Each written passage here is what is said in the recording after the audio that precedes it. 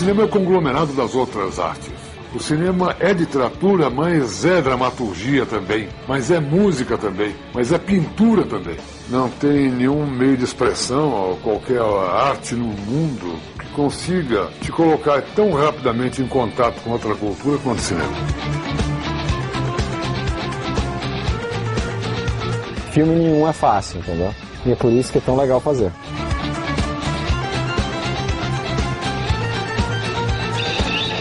Não existe um bom e um mau filme. Existe o bom espectador e o mau espectador.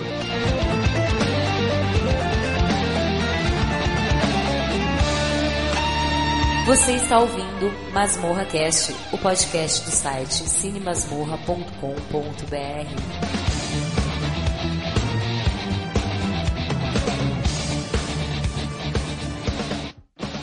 There can be no peace in the world until the military power of Japan is destroyed, with the same completeness as was the power of the European dictators. To do that, we are now engaged in a process of deploying millions of our armed forces against Japan in a mass movement of troops and supplies and weapons over 14,000 miles, a military and naval feat unequaled in all history. Substantial portions of Japan's key industrial centers have been leveled to the ground in a series of record incendiary raids. What has already happened to Tokyo will happen to every Japanese city whose industries feed the Japanese war machine. If the Japanese insist on continuing resistance beyond the point of reason, their country will suffer the same destruction as Germany. Our blows will destroy their whole modern industrial plant and organization, which they have built up during the past century. There's a shadow of a man at Hiroshima, where he passed the moon in a wonderland at Hiroshima, neath the August moon,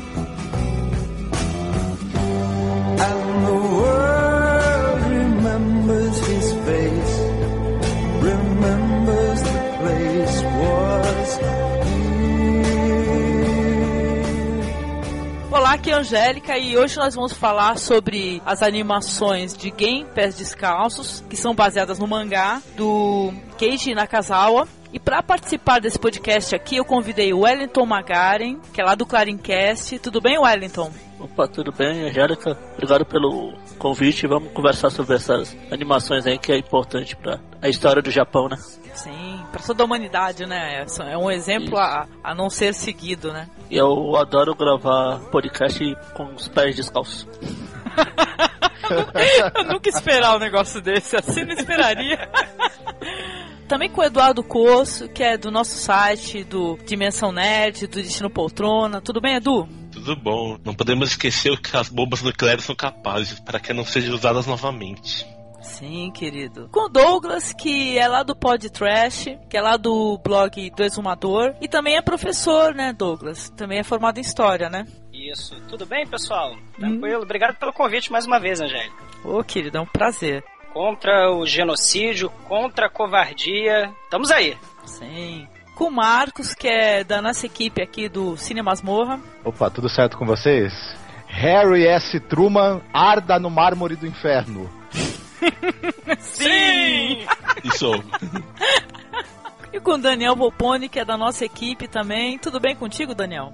Tudo. E vamos falar de um fato que é muitas vezes esquecido, né? Infelizmente, né?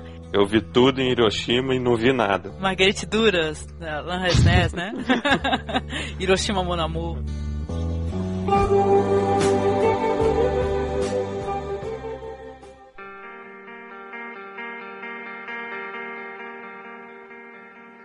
Toda vez que eu ouço ou leio as palavras bomba atômica, eu me sinto sufocado pelas recordações horríveis de 6 de agosto de 1945, o dia em que a bomba foi lançada sobre minha cidade, Hiroshima. Corpos foram carbonizados instantaneamente pela onda de calor de 6.000 graus. Pessoas perambulavam com tiras de carne dilacerada pendurada de seus braços e pernas, globos oculares saltando das órbitas, intestinos pendentes de abdômenes escancarados pela força da explosão de 400 metros por segundo. Essas figuras sinistras, mal reconhecíveis como humanos, cambaleavam pelas ruas como um desfile macabro. Era o verdadeiro inferno sobre a Terra.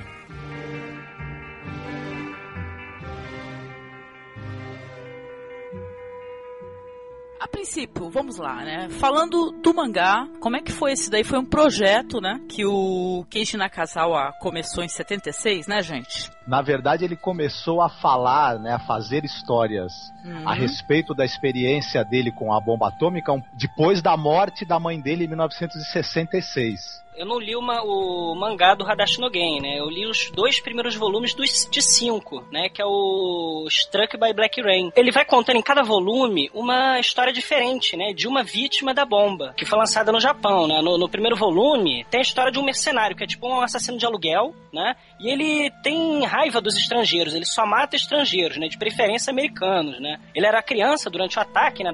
Das bombas e teve o braço deformado. Ele vai conhecer, eventualmente, uma outra vítima do bombardeiro em Hiroshima, né? Um doente, cego, né? Em decorrência da radioatividade. Ele vai ter uma filha que nasceu cega, essa vítima, né? E aí, nessa história, ele procura lembrar todos os estrangeiros que vão visitar o memorial, né?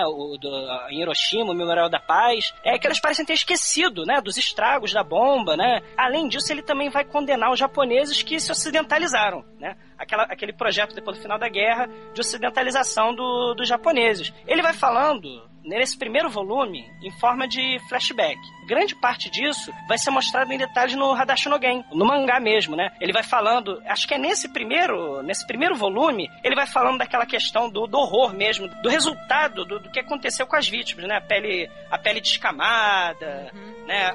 Os olhos saltados para fora das órbitas, né? As pessoas grunhindo, para fora, os sobreviventes, né, andando que nem com aparência monstruosa. Isso ele vai falar primeiro, pelo que eu entendi, nesse primeiro volume do Struck by Black Rain. E ele vai falando de cenas horríveis, né, as pessoas morrendo empilhadas umas sobre as outras, nas ruas, né, vermes e moscas, né, nos ferimentos, do cheiro horrível de corpos em decomposição, aquela coisa toda, né. O segundo filme, o Hadashi no Gen, o 2, né, ele vai mostrar aquela cena das ossadas destruídas pelas retroescavadeiras. Ele vai contar isso nesse primeiro volume do mangá. O segundo volume, que eu também tive a oportunidade de ler, fala sobre a questão do preconceito sofrido pelas pessoas vitimadas da bomba, né? Os sobreviventes. Então quer dizer que o mangá, o Gen Pés Descalços, ele é um projeto final. Ele começou através desse projeto aí, foi melhorando ou foi modificando até ter esse projeto assim finalizado. É isso? Ele teve a decisão, né, de trabalhar como... Ele percebeu o talento dele, né, como artista, né, como desenhista, e descobriu que era assim que ele ia passar a mensagem dele, né? O objetivo,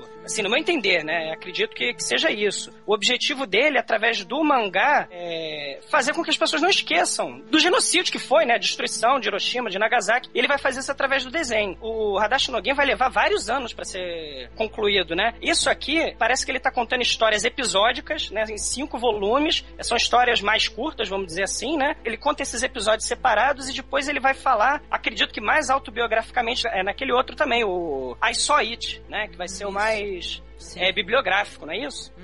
A segunda história mostra, já depois de 28 anos do ataque de Hiroshima, mostra o problema do preconceito. Porque a protagonista dessa segunda história, desse segundo volume, ela ia casar com um sujeito, só que a família do sujeito descobre que ela é filha de um sobrevivente do ataque. Então o casamento é cancelado e ela vai brigar com o pai, porque o pai escondeu durante quase 30 anos essa história. É uma coisa bem triste, sabe? E até o que acontece hoje em dia, né? Até hoje tem essa questão do preconceito aí, né?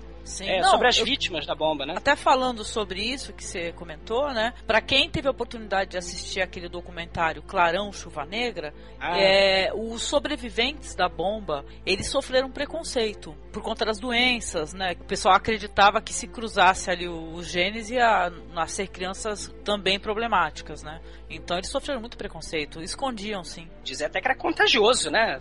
Quem chegasse perto ia pegar a doença deles também, terrível. E ainda misturava nisso tudo, porque na região ainda tinha muitos imigrantes, né? Então misturava preconceito com opinião política, com estrangeiro. É verdade. Até com quem sofreu os efeitos da radiação também, né? É verdade. Nesses primeiros volumes aí que você citou, as histórias são muito mais adultas, né? Do que... Isso. Ele até, no final desse segundo volume, ele fala, esse aqui é um registro para que as novas gerações entendam o que aconteceu e não esqueçam. E o objetivo parece que a partir daí já fica claro mesmo, né? Ele vai amadurecer essa ideia, no meu entender, né? Com os outros projetos, né? Só colocando um parênteses, né? Eles chamam os sobreviventes do acontecido, da bomba, Hibakusha, né? Isso. São sobreviventes da bomba.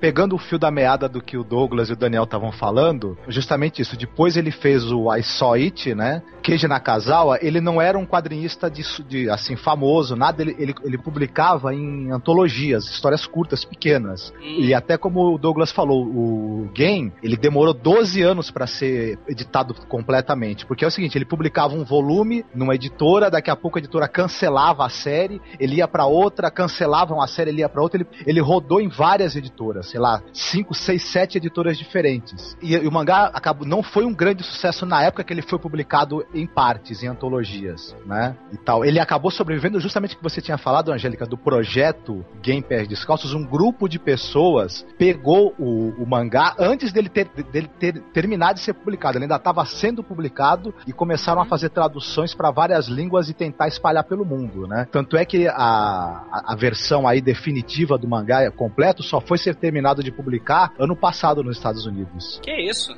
O 10º volume foi editado finalmente ano passado. E agora, por isso também está sendo editado no Brasil agora completo, né? Eles têm edição standard americana, né, para poder fazer a tradução. O que é uma vergonha, né? Porque então essas edições brasileiras aí estão incompletas, né? Inclusive as que a gente possui, né? A edição da Conrad, ela é em cima desse projeto Game Pés Descalços, que é um grupo independente, né, de pessoas que pegaram o mangá que ainda não estava completo, o Nakazawa não tinha terminado o mangá ainda. Traduziram 4 volumes, né, uma versão condensada, e é essa edição que a Conrad fez. Mas eu acho também importante falar que, tudo bem, foi publicado aqui incompleto, porque na verdade estava incompleto ainda, né? A tradução que a gente tinha disponível era incompleta, mas foi muito pioneiro deles terem feito isso na época aqui. Sim. Então, foi importante. Edu Kosso, sobre o estilo do mangá, obviamente os desenhos dos mangás têm estilos diferentes, né? Esse especificamente, qual que é o estilo? Ele é shonen mesmo, shonen, ele foi publicado na Shonen Jump, no Japão. Então é aquele quadrinhos para meninos, né? E para adolescentes. Então ele tem um estilo assim, com comédia assim, inspiração, amizade, isso aí junto. Que é uma coisa que, pra quem dá uma olhada no mangá, tem até texto do Art Spiegelman, né? Que é do Mouse, né? Que é muito importante de ser lido também, ser conhecido. Causou estranheza, até ele no texto dele ele fala que causa um pouco de estranheza o fato de ter um tom às vezes meio humorístico, né? Ou então o pai bater nas crianças, há muita porradaria, mas o pessoal usa esse estilo assim muito pra expor um sentimento e não pra fazer apologia à violência nem nada, violência infantil. Quem né? tá acostumado com o mangá lá sabe que ele é assim mesmo. Mas quando chegou nos Estados Unidos, eles não estavam bem acostumados, né? Que o boom mesmo chegou a esses anos agora. Então eles achavam meio estranho. Então se eles tivessem mais conhecimento, eles não teriam achado estranho, porque como é a história de Hiroshima, né? Então eles achavam que devia ser extremamente sério. Mas como era uma revista para entretenimento mesmo, então não tinha como ser dessa maneira. Sim. Então o Kosso falou sobre o estilo shonen. Se você olhar ele, você reconhece o estilo das publicações da Shonen Jump mesmo. Sempre tem aquele herói que vai enfrentar uma dificuldade, conseguir superar os desafios e com amizade. Claro que aqui é voltado mais para esse fato real a bomba não é nenhum ser extraterrestre como acontece, por exemplo, em Dragon Ball. Mas se você for ver, o estilo da narrativa é o mesmo. Sim. Mas complementando um pouquinho, coisas que há no mangá que vocês gostariam de destacar, que claro, não teve condições de colocar na animação. Com certeza é o antes da bomba, que mostra o preconceito das pessoas pra quem era contra a guerra, que todo mundo tinha que achar o imperador que era o deus, né? Ele era um dos deuses, se é contra ele, ia contra um deus, então eles tinham medo, assim. E eles treinavam assim, tudo a comida que eles tinham tinha que dar pro exército, eles passavam fome. Essa parte foi totalmente tirada do mangá, mas é muito interessante de se falar, né? Então, mas é isso mesmo que o Eduardo tá falando. Todo esse, antes de você ter a queda da bomba mesmo e da ação, né, da sobrevivência dos personagens começar, o mangá ele é muito mais completo em mostrar a situação que estava tendo no Japão, especificamente em Hiroshima, como a guerra estava mexendo com as relações sociais, o militarismo do Japão, essa coisa, o próprio Keiji Nakazawa, ele fala que também ele tinha intenção de criticar a dinâmica familiar que existia na época, né, essa coisa até algumas coisas, atitudes do pai dele, embora ele ame muito o pai, não deixa de mostrar que o pai batia nos filhos, tinha uma certa rigidez, ele também pôs isso em tom de crítica, e ele criticava também o militarismo e essa coisa dessa adoração, né, pelo imperador e esse nacionalismo exacerbado, né. Tudo isso está muito bem colocado no quadrinho, é citado na animação, né, é mostrado na animação, mas com muito menos detalhes, porque também tem muito menos tempo, né. Sim. O pai dele é muito perseguido, né, ele expõe publicamente o quão contra ele é essa guerra, né, a pobreza, e ficando assim mais amplo, né, o fato de o imperador sequestrar os coreanos, né, obrigar os coreanos a se separar das famílias para lutar do lado deles, entendeu? Todo aquele contexto histórico, né, terrível, né, porque o Japão também prejudicou pra caramba outros países, China, né? Também, né? A China, eles invadiram a China para ter lugares estratégicos para guerra, também pegar chineses também para trabalhar lá no Japão como meio escravo, né? Trabalhar lá para cuidar para o povo japonês ter tudo para a guerra continuar. No documentário, no Clarão Chuva Negra, eles falam muito que o Japão invadiu a Coreia e muitos coreanos estavam indo para aquela região de Hiroshima. E eu queria saber se eles tratam disso também no mangá ou nem é mesmo. Tanto tratam que tem o vizinho, é o Sr. Pak. Eles falam sobre isso, né? Porque eles ficam falando pra todos que eles são burros, que eles são estúpidos, que eles são idiotas, a vestimenta é ridícula. Eles ficam fazendo uma publicidade que o outro país lá são um monte de imbecis, né? E que não merecem respeito. E esse Sr. Pak aí, ele ajuda pra caramba a família do Gen. Ele é uma das poucas pessoas que ajuda, assim, a princípio. Muito lindo esse personagem, pra quem lembra. E tem família dele, tem lá também, tá no Japão, o pai dele, né? Isso, tem o pai dele, depois vai morrer, né, o pai dele, ninguém vai querer ajudar, né? Puta, é muito triste. Esse personagem é bastante interessante lá numa das cenas mais dramáticas do primeiro filme, né? Uhum. Ele que vai, né, impedir a morte da mãe do Gen, né? Bom, assim, no meu entender, os Estados Unidos, no final do século XIX, eles obrigaram o Japão, né, a abrir o mercado, a base de canhão, né? E você vai se ocidentalizar, você vai abrir o mercado para o Ocidente, né? 20 anos depois, o Japão aprendeu a lição. Ele vai fazer a mesma coisa, vai abrir o canhão, vai colocar os navios lá na Coreia, isso em 1876, para forçar a abertura comercial. Então, ele tem essa questão do imperialismo, mas a lição já veio de antes, né? Criaram um precedente, né? Exatamente. O Japão, ele é obrigado a se ocidentalizar e como ele sempre teve problema, não estou justificando nada, né? Só estou expondo... Mas nada se cria, tudo se copia também na história.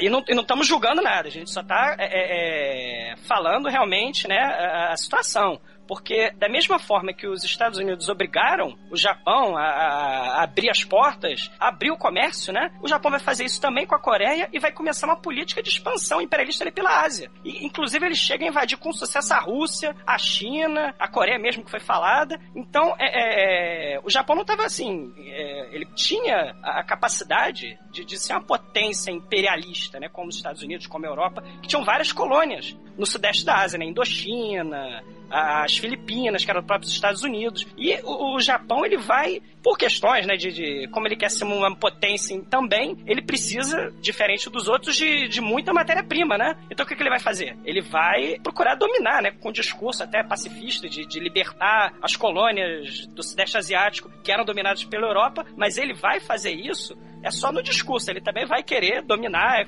colonizar esses lugares, né? E começa igualzinho fazem agora, né? O discurso pacifista, etc, né? Exatamente, o discurso é de destruir para depois pacificar, né? E democratizar. O discurso, você vê que não muda, né? O Japão também vai aprender a cartilha direitinho. E ele vai fazer isso e vai ter aquela questão vocês estavam falando da fome, dos coreanos sequestrados. O que acontece? O Japão, ele estava cercado nessa época, né? Em meados de 40, 44, ele já estava perdendo a guerra lá no Pacífico, né? A superioridade bélica dos Estados Unidos era muito maior.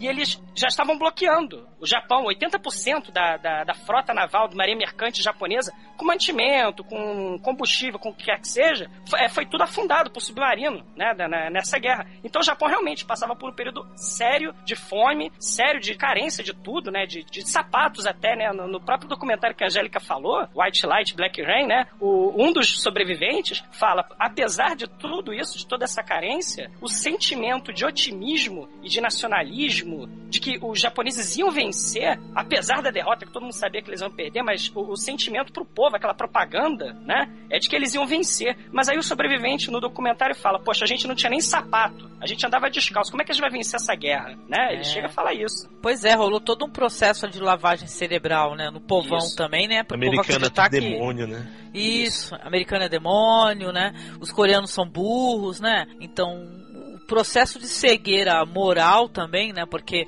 pelo menos no Gen, assim, ele retrata, né? Já que é uma obra semi-biográfica, né? A família dele era muito escrotizada, chamavam as crianças de traidores, né? O pai não conseguia arrumar emprego, né? Viviam passando fome o tempo todo. A maior parte, assim, do primeiro volume do mangá é eles falando sobre a fome mesmo, a miséria que eles já estavam passando, né? Os japoneses sabiam mesmo que a guerra ia acabar com eles perdendo. Mas mesmo assim, eles falando que o imperador era Deus, é impossível o Japão perder, já que um Deus é impossível eles perderem, né? Só que eles foram enganados, mesmo sabendo que não tinha como. Uma bela lavagem cerebral que deu certo, né? No final das contas, ele nem sabia o que estava por vir.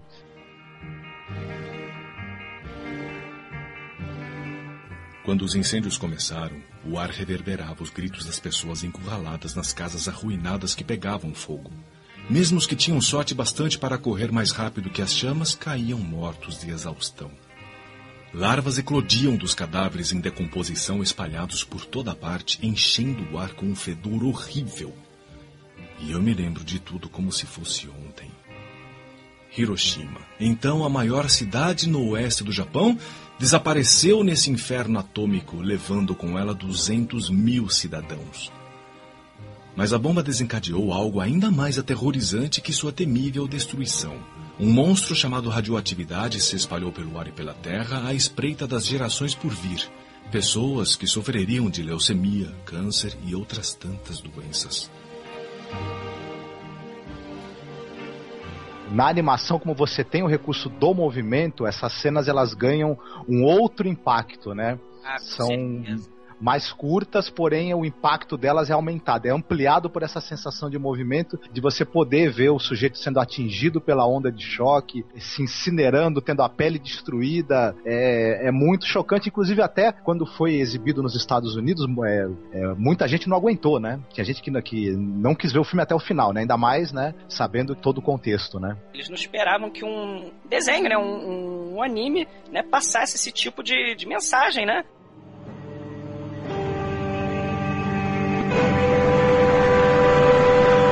Altitude 3,600 feet. Fixed on target. Release bomb. Roger. Releasing bomb.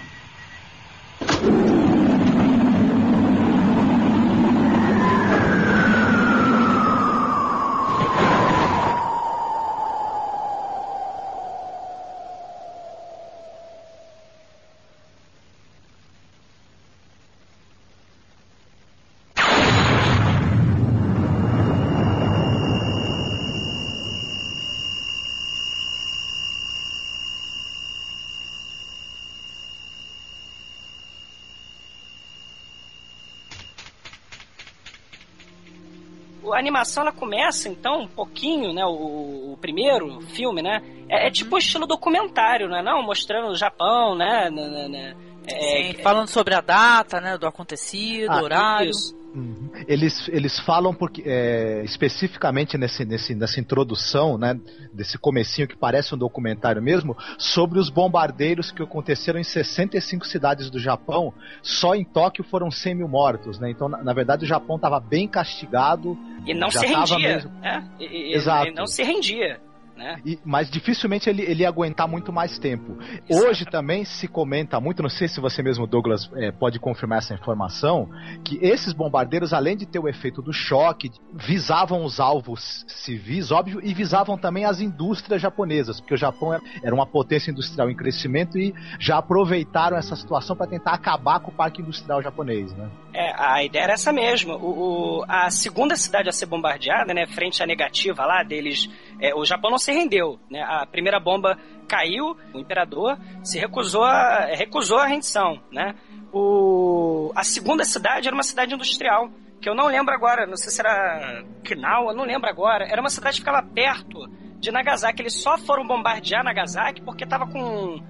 o tempo não estava favorável, eles não iam conseguir mirar direito a cidade a ser bombardeada. Então, eles escolheram um alvo melhor, uma cidade menor, mas também tinha um parque industrial lá, né? A segunda bomba não cai no centro de Nagasaki, né? O objetivo realmente era atingir parque industrial, né?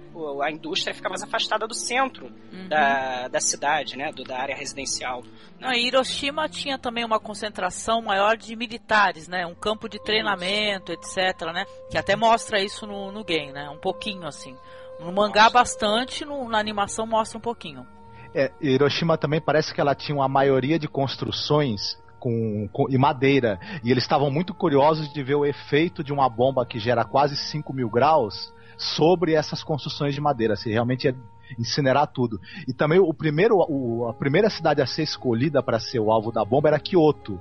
Mas parece que o ministro da guerra americano tinha passado a lua de mel em Kyoto e ele resolveu optar por Hiroshima no lugar de Kyoto. Olha só.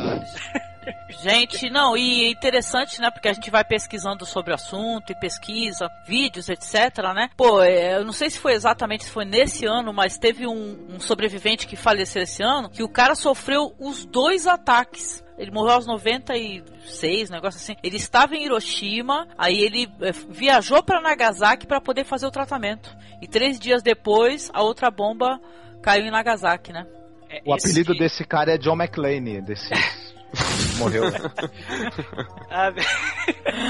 Tem um documentário que eu não consegui, infelizmente, encontrar, que fala sobre... parece que foram mais 100 e poucas pessoas que calharam de estar em Hiroshima e 3 dias depois foram para Nagasaki. Double Atomic Bomb of Hiroshima e Nagasaki. É de 2006, né? E o nome desse sujeito é o Tsutomu Yamaguchi. Meu Deus, ele tava em Hiroshima, trabalhando lá pra Mitsubishi, sobreviveu às queimaduras, aí ele foi pra Nagasaki, a cidade natal dele, caiu a bomba atômica na cabeça dele, ele foi trabalhar, tava contando, na hora de cair a bomba em Nagasaki, ele tava contando pro chefe dele o que aconteceu em Hiroshima. E aí cai a bomba lá também, meu Deus do céu. E ele parece que é a única pessoa, assim, oficialmente reconhecida pelo governo como vítima dupla, né? Meu Deus. Pois é. Ô, Magari, você queria fazer uma relação com o túmulo dos vagalumes, né? Por favor. Aqui no túmulo dos vagalumes narra exatamente um desses ataques anteriores aos ataques de Hiroshima e Nagasaki, que foi na cidade de Kobe. Olha, no Japão. Pra quem não conhece, né, a gente citou assim meio jogado, mas também tem uma animação bem interessante chamada Otaru no Aka, Túmulos dos Vagalumes. Bem legal, muito emocionante também. Filmaço. E nós vamos deixar disponibilizado para você poder conhecer. Nessa animação, tanto na animação quanto no filme que fizeram, dá pra ver isso que vocês citaram agora um pouco mais cedo, da incredulidade do Japão, dos japoneses. Eles tinham certeza que iam ganhar a guerra. Aí na hora que começou a atacar, quando viram que o Japão se rendeu, muitos dos japoneses mais velhos assim perderam o chão, né? Não, e eles estavam recebendo informações falsas, né? Sabe, muito complicado isso daí. O pessoal da cúpula não estava sendo sincero, né? Obviamente, né? O governo mentiu, né? Pra continuar a guerra. Tanto que nesse túmulo dos vagalumes, o pai dos irmãos principais, ele saiu pra ir lutar na guerra e eles achavam que ele tava vencendo, né? Aí quando ele recebe a carta que ele tinha morrido, que eles veem que o negócio tava feio. Essa questão que vocês estavam falando do bombardeio, nas outras cidades, né, todo dia. Então eles já estavam acostumados com aquela desgraça, né, com a bomba caindo do céu, né, o bloqueio nos mares, né, carestia. Só que em Hiroshima, quando tinha o ataque, né, quando tinha o alarme, né, de que estava chegando um avião, eles meio que até estavam nem aí mais, né, porque eles iam pro abrigo antiaéreo quando soava o alarme, mas não tinha bombardeio, né, não acontecia nada, né, mal sabiam eles, né, mas nas outras cidades, né, eles estavam sofrendo muito com a destruição, construções de madeira, né, como o Norega falou, eram ataques contra a população civil mesmo, mas arrasadores, né, morreu, o Norega falou, 100 mil pessoas em Tóquio, pegou fogo aquilo tudo. Em Hiroshima, ao contrário, eles estavam até meio que, né, não entendendo o que estava acontecendo, né? Poxa, peraí, tá soando alarme, não tem bombardeio, o que é isso? Né? Não entendiam nada.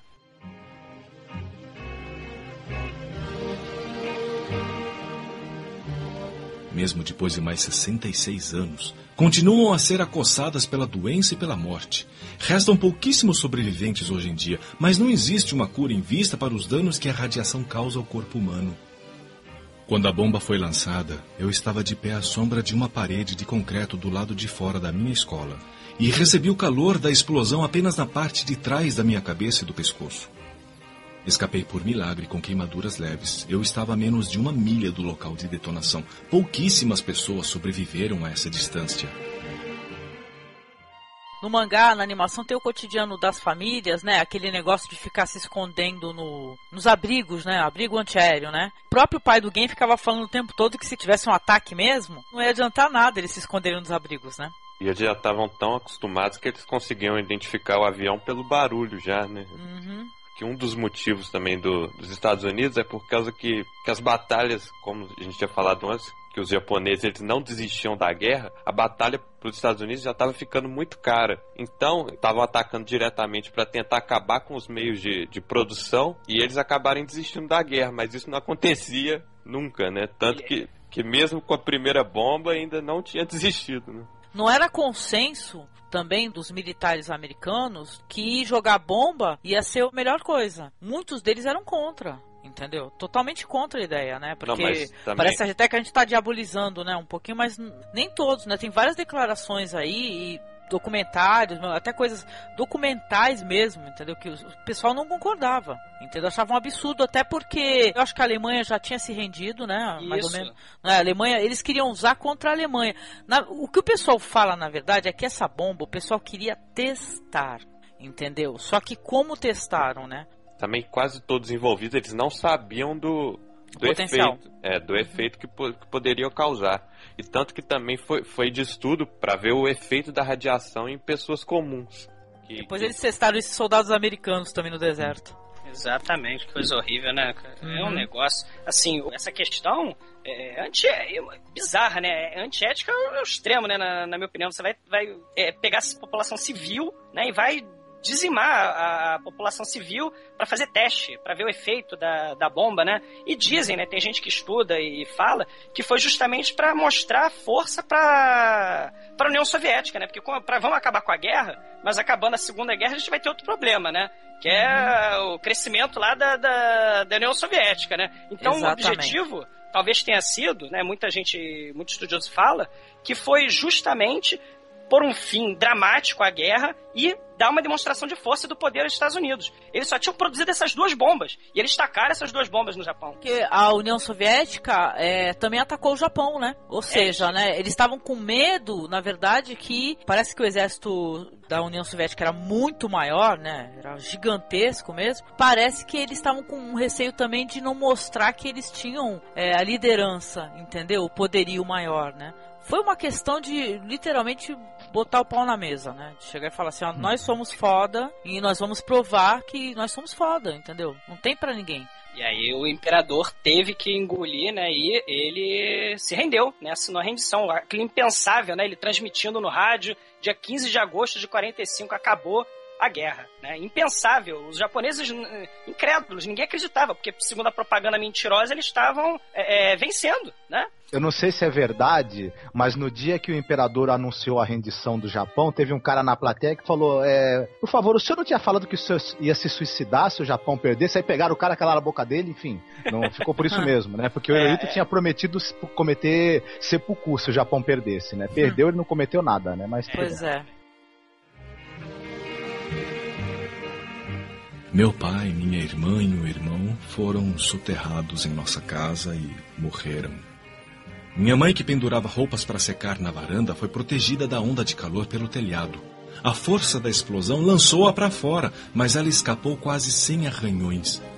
E na ocasião, minha mãe estava grávida de 9 meses. Ela deu à luz numa calçada em meio àquele inferno nuclear. Minha irmã, recém-nascida, viveu 4 meses antes de sucumbir à desnutrição ou aos efeitos da radiação. Nunca soubemos a causa exata de sua morte.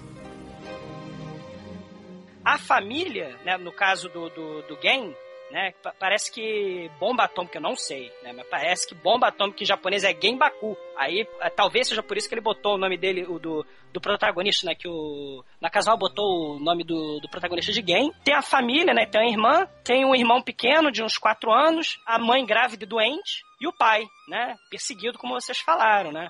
E a mãe, ela tá grávida, se nutria, é um problema sério. Como o Gen e o irmão dele, o Shinji, né, eram moleques matreiros e crianças, né, e tinham um problema, eles vão fazer toda sorte de buscar toda sorte de soluções criativas, né, pra tentar solucionar os problemas diários e horríveis, né, cotidianos daquela guerra, né. Eles vão invadir um templo, né, em busca da carpa, porque falaram acho que foi o próprio coreano vizinho deles que falou que o médico. Sangue de foi o médico que falou? No anime foi o médico. Ah, tá, que o sangue de carpa faz bem, né, porque a mãe tava doente com desnutrição, né, e tal, grávida, né. Eles invadem o templo, desrespeitam lá, né, as regras e tal, e vão em busca da carpa, né, que é pra ajudar a mãe, né. Mostra a dificuldade, mas que era uma família unida, né? Tem a questão do autoritarismo, né? O pai era muito rígido. Mas até falando sobre o autoritarismo do pai, né? Que eu acho que é uma coisa exagerada, eu acho que propositalmente, né? Isso daí. Mas eu acho que, ao mesmo tempo que ele mostrava autoritarismo, ele mostrava também um amor exacerbado, entendeu? Pelos filhos dele, né? Tanto que você vê que todos eles são capazes de fazer literalmente tudo pelo outro, né? Com certeza. É porque a gente vive numa época diferente também, né? Vamos recordar que isso daí, que a educação era diferente. Antigamente a palmada não era ilegal, né? Você dá uma palmada. Hoje em dia, se você dá uma palmada no filho, você vai preso. Se você na escola você repreender um aluno que está fazendo merda, você vai ser afastado se você for educador, e por aí vai, entendeu? É a onda do politicamente correto e hipócrita também, né? Isso daí interfere muito na visualização da obra. Você deixa de ser educador e passa a ser babá, né? Passa a ser, pior que babá, né? Refém, né? Exatamente, refém. É terrível.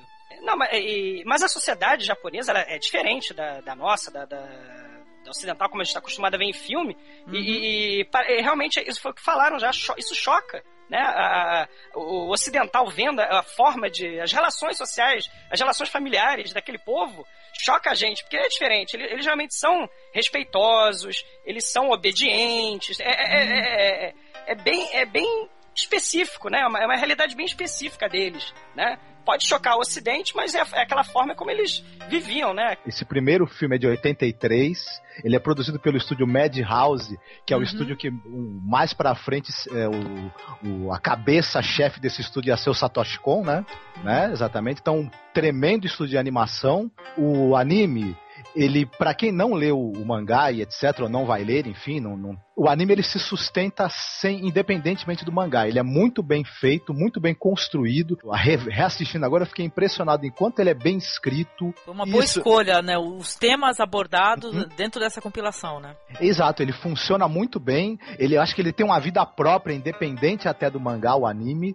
Os dois, viu? Pra mim, os dois são muito bem amarrados e se completam perfeitamente, as duas animações. Da maneira como ele é construído, primeiro esse prólogo mostrando a situação dos bombardeios, depois o que o Douglas falou, que ele apresenta a família, apresenta ali a situação, como é que estava ali na cidade de Hiroshima na época, os problemas que o Gen e o pai do Gen tem em relação à mãe que está grávida e está doente, a solidariedade que ele acaba encontrando tanto com o vizinho, né, quanto com aquele senhor que cria carpas, né, e eles ouvem que o sangue de carpa pode ser bom para a mãe dele recuperar as energias, já que ela está sofrendo de inanição, né, ela tá com falta de nutrientes e tudo, e tá em risco, né, por conta de estar grávida também. Ao mesmo tempo que a gente vê eles passeando pela cidade para tentar arrumar comida para a mãe, isso é uma maneira que a animação encontrou de mostrar Hiroshima antes da explosão da bomba. Eles passeiam pela cidade toda, a gente tem uma chance de ver como é que é o dia a dia, os edifícios enquanto ainda estavam em pé, a dinâmica das pessoas ali, tudo isso é muito bem pensado,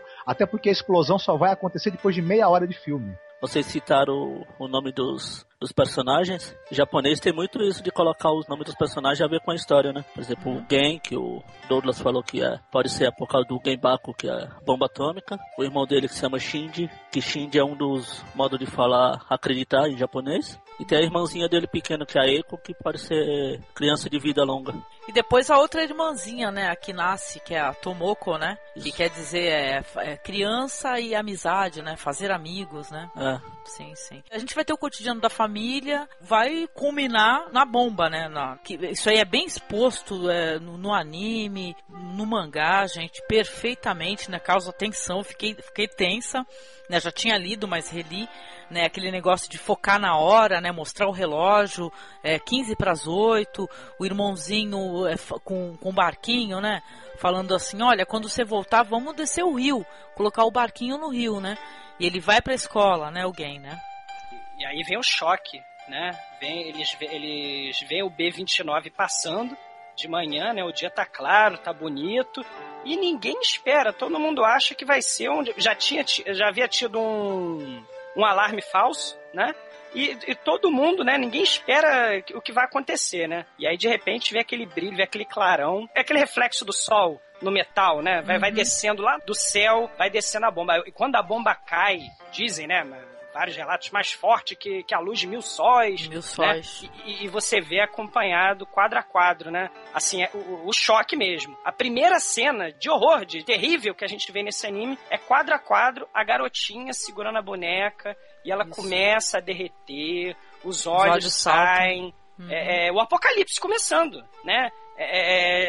Gente queimada, gente deformada, a bomba causando toda sorte de destruição, gente coberta de caco de vidro, o horror mesmo, né? Cadáveres pra tudo que é lado, a destruição dos prédios, dos edifícios. E o horror, nesse caso, é de verdade, é real, né? A representação do autor, que foi testemunha daquele horror real.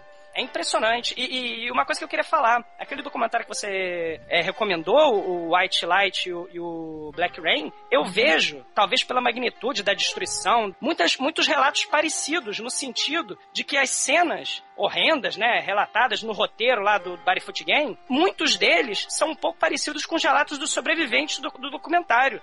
Pilhas de corpos queimados, caminhões levando cadáveres, reservatório d'água cheio de cadáver, né, porque os reservatórios contra incêndio, né, verme comendo gente. O anime, ele não vai poupar nada, né, assim como o documentário, mas é um anime, né, e depois ainda vem a chuva negra, e contamina a água, contamina a comida, e o que já era escasso. As pessoas bebiam, né, a água da chuva negra, né, morrendo de sede, né, porque não tinha água. Impressionante. Eu não sei o que vocês têm a dizer sobre isso. O Douglas, acho que ele definiu muito bem como foi mostrada essa coisa do impacto, né, da hora da explosão da bomba, pessoas que estavam ali. É engraçado que o Gen, ele acaba não morrendo naquela hora, quase que por um acaso, que ele vai abaixar pra pegar alguma coisa que caiu, e tem um portão ali, né, uma parte de um portão que tá meio que na frente dele, e acaba ele não recebendo o impacto diretamente, aí sobrevivendo por causa disso. Essas cenas, eles não deixaram de mostrar a dimensão humana. Eu acho que é de cortar o coração a imagem que você tem uma mãe com uma criança ali pendurada, né, ela levando a criança a tiracolo, o calor derrete aquela coisa que ela usa pra segurar o bebê cai, antes de morrer ela percebe que o bebê caiu, ela se joga no chão pra morrer do lado do bebê no chão. Então é o tipo de cena assim que é pra ninguém nunca mais esquecer mesmo, né? Depois da rendição, minha mãe, 2 irmãos mais velhos e eu lutamos para sobreviver nas ruínas de Hiroshima. Em meio a tudo aquilo, eu queria apenas esquecer os horrores do bombardeio. E quando me tornei cartunista, a última coisa sobre o que eu queria escrever era a bomba atômica. Eu odiava a simples menção da palavra. Acreditando que quadrinhos deviam ser divertidos e alegrar as pessoas, dediquei minha carreira a desenhar histórias de ficção científica, beisebol, coisas do gênero. Mas, em outubro de 1966, 21 anos depois da bomba, minha mãe morreu. Padecendo de uma série de diferentes enfermidades, sua vida foi um sofrimento constante. Quando seu corpo foi cremado, eu descobri algo que me fez tremer de raiva. Não sobrara nada de seus ossos. Geralmente os ossos resistem à cremação, mas o césio radioativo tinha devorado o esqueleto da minha mãe, que foi reduzido a cinzas. A bomba atômica tinha tirado tudo de mim, até mesmo os ossos da minha mãe.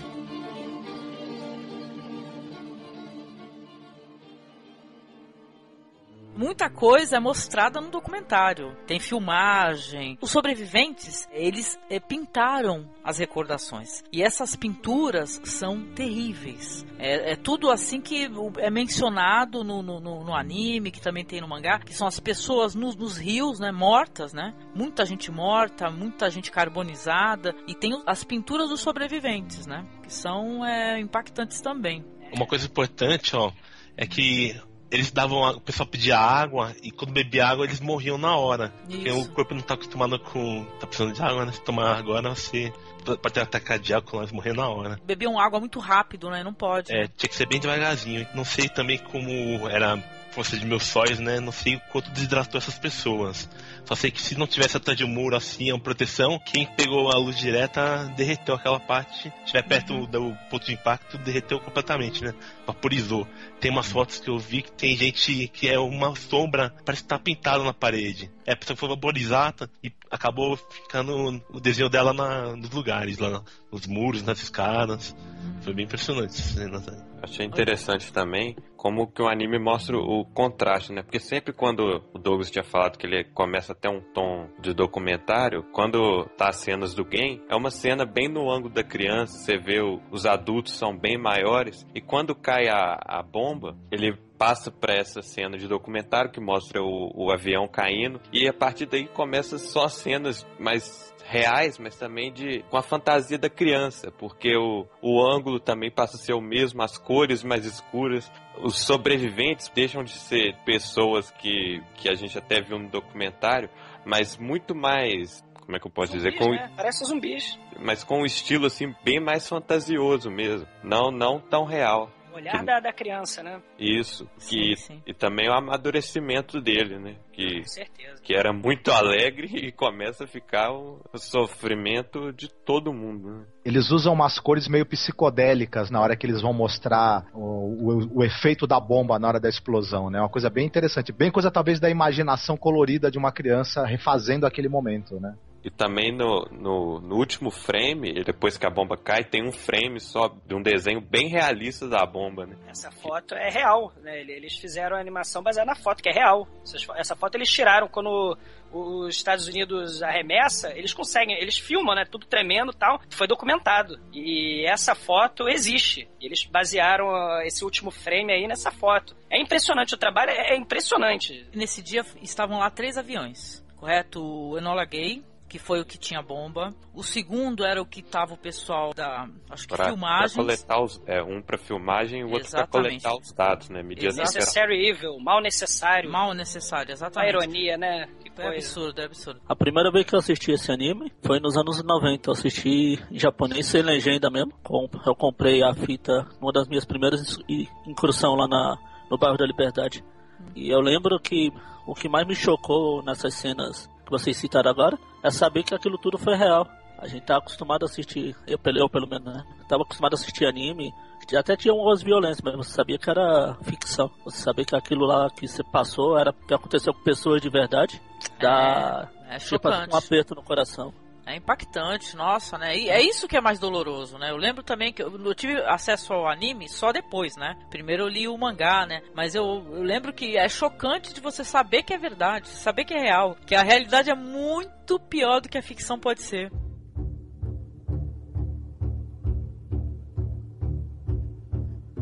O ódio ferveu dentro de mim e pela primeira vez eu me confrontei com a bomba. Então fui tomado pelo desejo de escrever sobre ela. Sentia como se minha mãe estivesse me dizendo para revelar a verdade sobre a bomba aos povos do mundo. Eu odiei os Estados Unidos por terem usado a bomba atômica. Os ataques aéreos do avião B-29 já tinham reduzido as cidades do Japão a escombros. O país estava à beira da rendição. Era apenas uma questão de tempo. Por que os Estados Unidos lançaram a bomba em tais circunstâncias?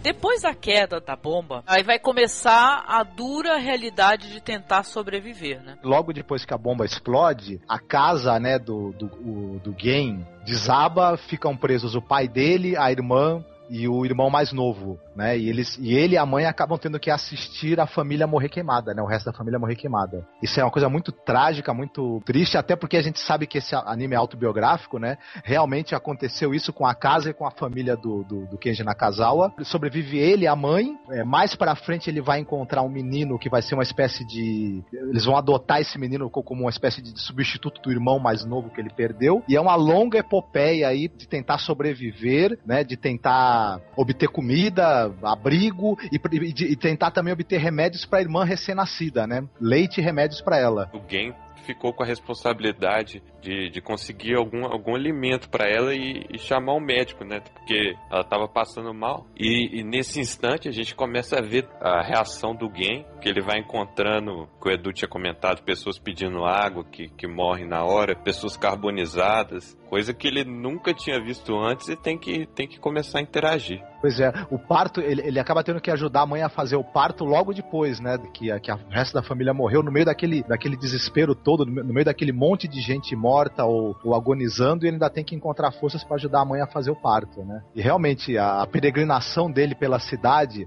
parece que ele tá no meio de um apocalipse zumbi, né. Aquelas hordas de pessoas ali cegas, né? Todo mundo ficou cego por conta do calor e da luz, né? O pessoal andando quase morto ali, procurando sabe o que, né? Procurando algum tipo de ajuda, então pessoas até agonizando, né? Porque tem uma cena que é um bebê mamando numa mulher morta, né? Exatamente, é muito chocante isso. Tem muitas cenas fortes assim. É a busca pelo sustento, né? Depois desse desespero, você ter a cidade arrasada. O primeiro foca nessa questão do efeito imediato, do horror, né? Da destruição, do genocídio e dos cadáveres, decomposição dos cadáveres, daquele problema, né? O soldado começou a vomitar sangue, a defecar sangue, e aqueles efeitos mais imediatos, a chuva negra, né? Isso vai ser bem focado nesse primeiro filme, né? As outras questões vão ser mais elaboradas no segundo. Ainda hoje não consigo deixar de pensar que foi um experimento para comparar o desempenho de dois tipos de bombas atômicas, a de urânio usada em Hiroshima e a de plutônio usada em Nagasaki. E mais do que isso, eu odiava os líderes japoneses durante a guerra. Em primeiro lugar, o imperador Hirohito, cujas ações tinham levado os norte-americanos a lançar a bomba. Por que o Japão tinha iniciado essa guerra irracional? Eu amaldiçoei a má sorte de meu país em ter líderes tão estúpidos e inconsequentes. Como vocês sabem, a mamãe tá fazendo um projeto, os filhos acabam participando, né? Assistindo e tal. Eu queria que vocês perguntassem pra ela como é que foram as impressões dela. Depois ela sai do chat. Olá. Alô. Oi, Mariana. Oi, tudo bem? Tudo. Eu queria saber sua opinião, né? Eu que já nasci um tempo também, a gente acaba esquecendo do impacto de Hiroshima e pensa mais nos Estados Unidos como uma superpotência, né? Qual que é a sua opinião sobre o ataque de Hiroshima? Bem, eu acho que os americanos tiveram um ato terrível com essas pessoas, muitas que não tinham nada a ver com o que estava acontecendo entre eles. Eram civis, né? Não eram soldados, não é? Eram mais pessoas do povo do que os soldados. Mas você acha que esse impacto ele é reconhecido até hoje? Ou as pessoas esquecem do que aconteceu, do que os Estados Unidos já foi e ainda é? Olha, eu acho que o ataque que teve em Hiroshima, nesses tempos, está sendo muito esquecido por todas as pessoas que, se você chegar na rua, às vezes, perguntar para uma pessoa se ela lembra do ataque, ela vai falar que não. E eu sinto que as pessoas não dão muita importância para o que acontece em outros povos. E o anime, Mariana, o que você achou de assistir? O que você achou do anime? Você recomenda? Você acha que é muito forte ou não é? Até para pessoas da sua idade também, né? Você acha que vale a pena assistir? Olha, vale muito a pena assistir. Achei muito lindo. Se trata também sobre a esperança do povo e de seguir em frente mesmo com todos os problemas que causa na vida. Ah, bacana. Isso aí. Então tá, valeu, gente. Vou passar pra minha mãe aqui. Pô, valeu, bacana. Pronto, Mariana, minha filha. Coisa importante também que ela falou, que o próprio povo japonês não lembra do que aconteceu. No documentário lá do Clarão, eles falam, eu não sei o que aconteceu nesse dia aí. Não, eles perguntam, pô, o que aconteceu no dia tal? Ah, sei lá. Entendeu? Os jovens, assim, acho que na faixa etária de 20 anos, principalmente os que não são descendentes, né, de sobreviventes, eles não sabem o que aconteceu, entendeu? Eles não sabem. Eu acho que o começo do documentário já tem isso, né, entrevistando jovens na rua, né? O filme lá, Rapsódia de Agosto, também não tem aqueles jovens adolescentes meio alienados também, não é? Vó deles que perdeu o marido na explosão em Nagasaki. Tem quase 20 anos, né? De 92, 94, acho o filme, né? O Rapsódia do Kurosawa. Tem essa questão também da alienação, né? Acho que o pessoal tende a esquecer muita história. Fazendo um paralelo aqui no Brasil, se você chegar para um jovem agora, aposto que muitos deles não vão saber o que foi a ditadura. Por isso que precisa reforçar, né? Sempre a ideia de que não esquecer, nunca, né? A gente tem a era da informação, mas parece que entra por ouvido e sai pelo outro, né? As não é seletivo, né? Não esquecer até para não repetir de novo, né?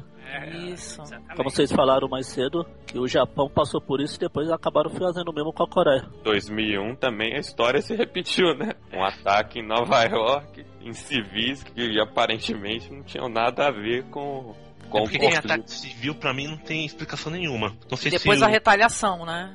Os japoneses atacaram Pearl Harbor, os militares. Eu não sei se atacaram outras pessoas lá civis que estavam lá pelo meio, mas só sei que os americanos foram na cidade. Não quero saber se são militares ou civis. Eles mataram bomba mesmo pra ver como eram os efeitos dela. Pra mostrar que são superiores a todo mundo. Exatamente. Isso aí, Eduardo. Concordo contigo. Mas não devia ter conflito, né? Porque você vê que países mais... que o capitalismo já avançou, eles veem que o custo de oportunidade de você manter um exército é risível o custo, porque ele é muito alto e você quase não tem conflito, tipo, diariamente, tirando grandes potências como os Estados Unidos e tal, que entra em conflito por outros interesses. Um país que quer se manter há mais tempo, ele não precisa de ter um exército. Contraponto disso é os países abandonados, né? Vamos lembrar que os Estados Unidos, eles vendem a ideia, né, em outros países também, não só os Estados Unidos, que eles são pacificadores, né? E eles querem melhorar a vida em outros países, né, etc, e por aí vai. Mas e os países como a África e outros que são abandonados, né? São esquecidos, né? Mal sobrevivem ali com o auxílio de algumas entidades, né? Sabe? Eles são esquecidos. Por que eles não tentam intervir para melhorar lá, mas não com a guerra, né? Com a força militar, e sim com o auxílio real, né? É que você só serve para ser pacificado e democratizado se você tiver petróleo, ouro, água, qualquer recurso natural que interesse. Se você não tiver, você pode ficar se matando um ao outro aí até o fim dos tempos, que eles não vão se importar muito, não. Exatamente. O próprio Japão foi bombardeado e menos de 10 anos depois ele já era o queridinho dos Estados Unidos, né? A gente tá com a bomba aí, mas calma aí, gente. Foi mal aí. Toma esse dinheiro, mas vocês não vão ter exércitos, vão se desmilitarizar, mas é tudo pela democracia, tá? Na verdade, os Estados Unidos não queriam que a China fosse a vitrine capitalista, porque ela já era comunista, né? E durante a Guerra Fria, o Japão, destruído, arrasado pela guerra, é que vai virar a nova potência. Tem um objetivo estratégico político aí, né? Vai virar a nova potência da Ásia, né? E foi o que aconteceu, né? Investimento maciço dos Estados Unidos, logo depois de bombardear o país todo e arrasar o país, né? Paradoxos aí pra... sim. Ó, tem uma coisa interessante. Tem um anime de 98 chamado Shinro, a Brigada Lobo, do Mamoshi Hoshi, que ele fez o Ghost in the Shell, né? Que mostra que como se a Alemanha tivesse ganhado a guerra, então no Japão eles falam, além de japonês, no meio das palavras eles falam alemão. Caraca. Igual que hoje em dia, no meio das palavras eles sempre falam inglês, né? Tem até palavras que nem existiam na língua japonesa, eles adotaram a língua inglesa pra esse tipo de palavras, tipo Natal, Merry Christmas, né?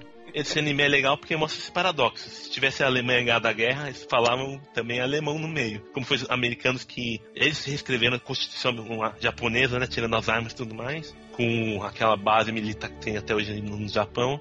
Eles começaram a fazer todo mundo pegar o amor para os Estados Unidos, né? Então as pessoas começaram a se ocidentalizar por causa dos americanos que estavam lá. Não há nada tão sem sentido e terrível como a guerra e as armas nucleares. Sejam quais forem as nossas diferenças ideológicas, nós devemos trabalhar juntos para destruir esses monstros. Esses eram meus pensamentos quando comecei a trabalhar em Game Pés Descalços para valer. A série foi baseada em minha experiência pessoal sobre a bomba. As cenas de família, os personagens e vários episódios que aparecem em Game são pessoas e eventos reais que eu vi, dos quais ouvi falar ou que eu mesmo vivenciei. Logo depois da bomba, semanas depois, né, chegam os soldados americanos, né, depois da rendição, e oferecendo, a gente bombardeou vocês, tá, habitantes de Hiroshima, né, mas toma aqui chiclete, criançada, toma chocolate, a gente tá aí pra ajudar. No documentário, né, Douglas, do Clarão Chuva Negra, um pouquinho além disso, né, eles usaram isso daí como vitrine pra mostrar como eles são bonzinhos. O que eles fizeram? Eles pegaram vários sobreviventes deformados. Eu não sei, acho que no documentário acho que mostram 6 sobreviventes, né?